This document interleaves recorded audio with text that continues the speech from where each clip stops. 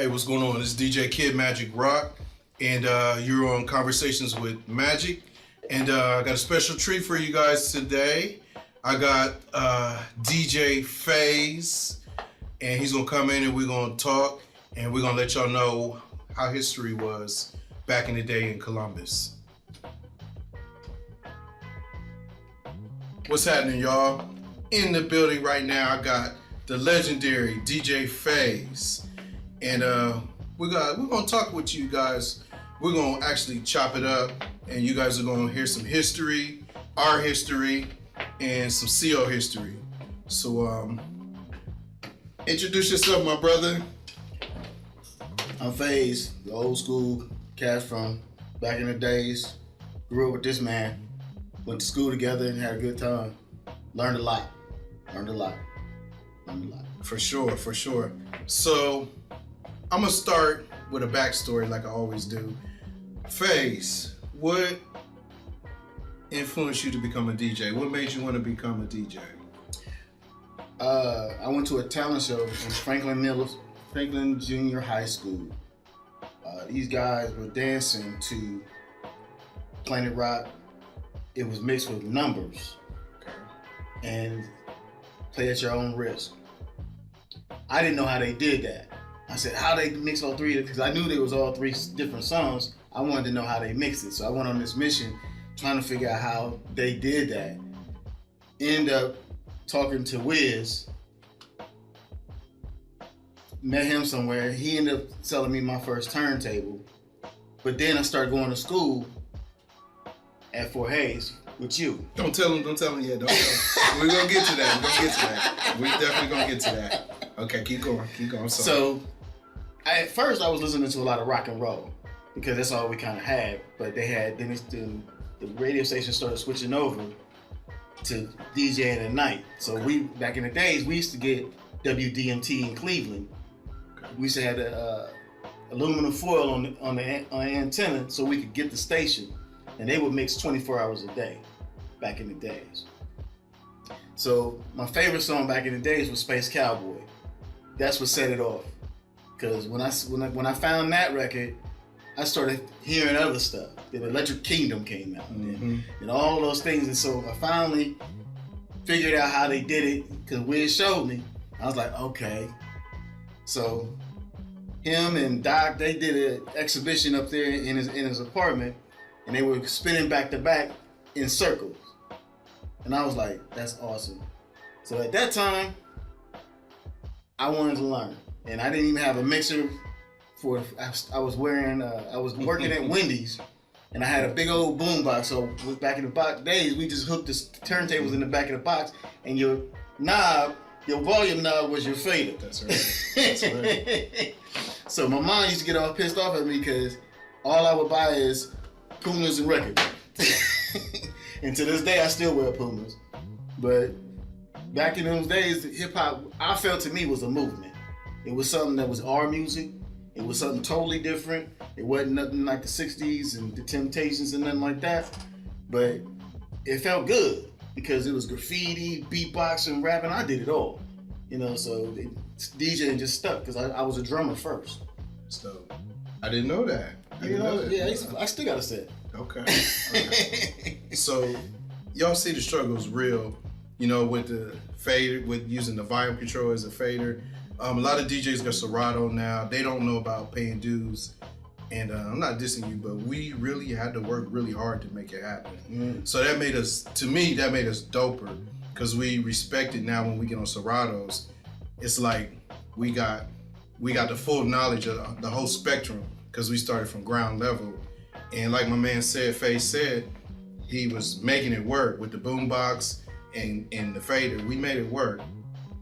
And let's see, next question I want to ask you, once you started getting the itch to become a DJ, what is a record that inspired you that has scratches in it that just was like, oh man, this is where I need to be. This is what set the standard for you. Who set the standard? Not so much what DJ on Wax set the standard, but what record just made you say, this is what I want to do? Change the beat. Change the Godfather Freddie. When I finally got that record and all the stuff is really fresh at the end, it was over. I was cutting that. I still got like 5 copies of that. I don't think no DJ alive did scratches has not cut that part of Oh no. You're not a DJ. If you haven't scratched that part, you're not a DJ. Oh no. And then the crazy part is Mixmaster Ice used to come down here all the time. Okay. And so I used to follow him around. Okay. So he used to DJ. He did this one gig at the John Scales building, right there on Main Street in Allen Creek. I went over there just to check him out because he was always down here. So I was like, why is he always down here? And end up he's dating my cousin, so I didn't know this. So I go in there. Remember back in the days, you used to have the TNT. Yep. Remember they had them big fat dookie chains that were fake. Yep. Yep. But they look real. Mm-hmm. I had one of them on. Little now, mind you, I'm still short. Mm-hmm. I went in there, I had one of them on, and I kept seeing dudes looking at me. I was like, and I didn't live that far from the John Scales. I lived like right around the corner, so I slipped out real nice and easy. Mm-hmm. But I remember when he was going back to back and going under the table and doing it with his mouth and all that kind of stuff. I was soaking all that in, soaking it all in, and go home and just practice, all day in the basement.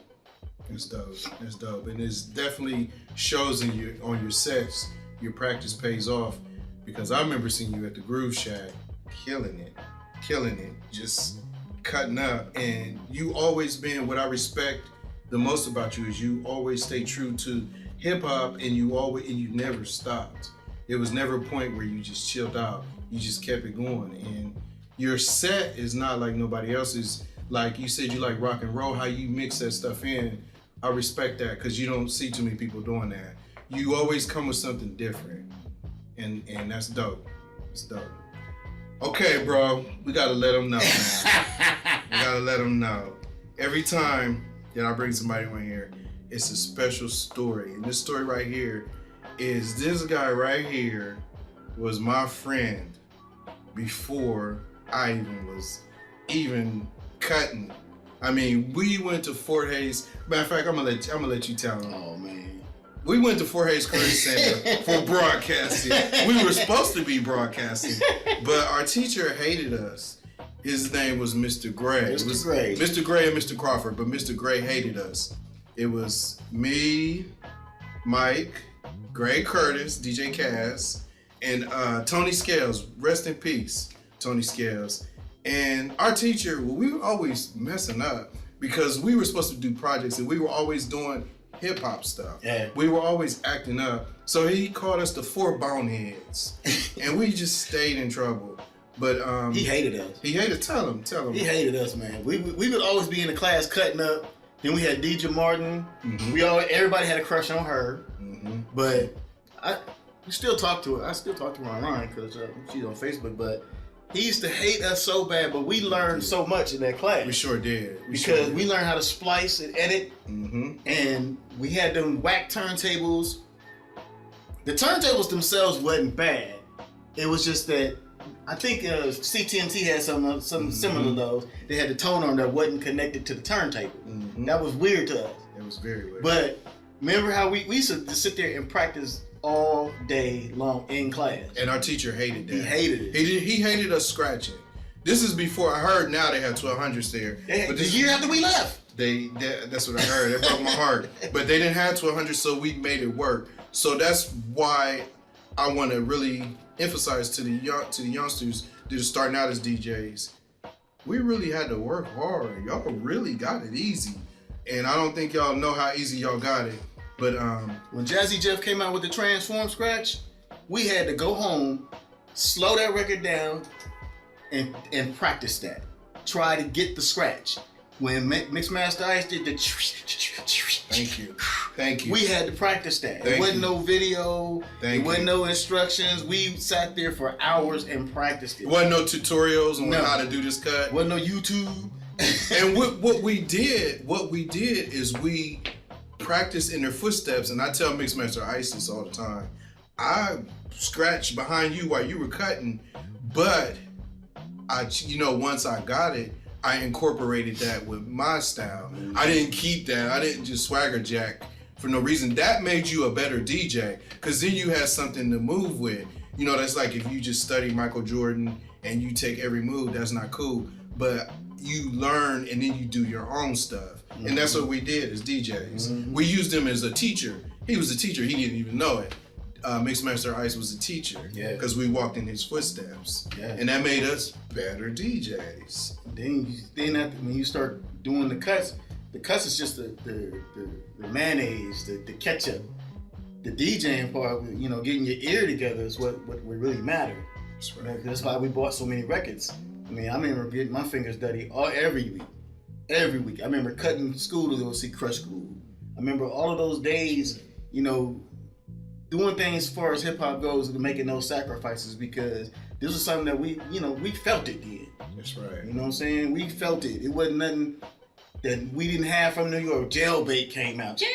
We had all them records, bro. That's right. I still got them. That's right. Now I put them on the Serato, but I still got the vinyl. You know, because I won't get rid of it. That stuff, that's classic. When I first heard like Run DMC, it was over. It was over. And then when LL came out, and then he came here, I wasn't even an LL fan. And then when I went to his concert, when he did Get Down, and he had the Kangol on, the shirt off, the gold chain, and he was down, Nick Ninja. I said, this dude is killer. So we had so many concerts here back then. It didn't do nothing but enhance your feeling about hip hop. It was a way of life for us. Oh yeah, it was definitely a way of life. I was always trying to get in the 4 Ultimate DJs for some odd reason, but I wasn't even ready yet. But this man right here, the main reason I got you here on my have a conversation. I had to have a conversation with you. You was there as a friend. We went to school together before I even was doing, you know what I'm saying? Before I even got my feet planted in hip hop, and we learned together, and that's what I respect and I love about you, man. And we ever homies forever. Forever, yeah. Connected through hip hop. We was like what, 15? Yeah, 15, 16. So I endorse this dude right here. Anytime you see this dude going live, click on. I promise you, you're gonna hear some real hip hop. And we're gonna wrap this up. And I want to thank DJ Phaze, my brother, for coming out, because I know he's a busy man. And God bless. My name is DJ Phazo. I'm on Mixcloud. I'm on Facebook. I'm on Instagram. Look me up there. I got all kind of mixes on Mixcloud. And I just had a conversation with the great one, Kid Magic Rock. Peace.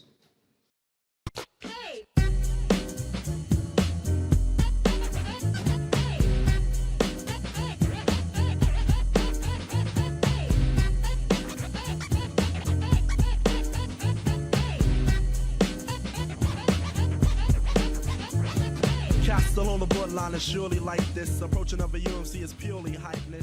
So I mention it.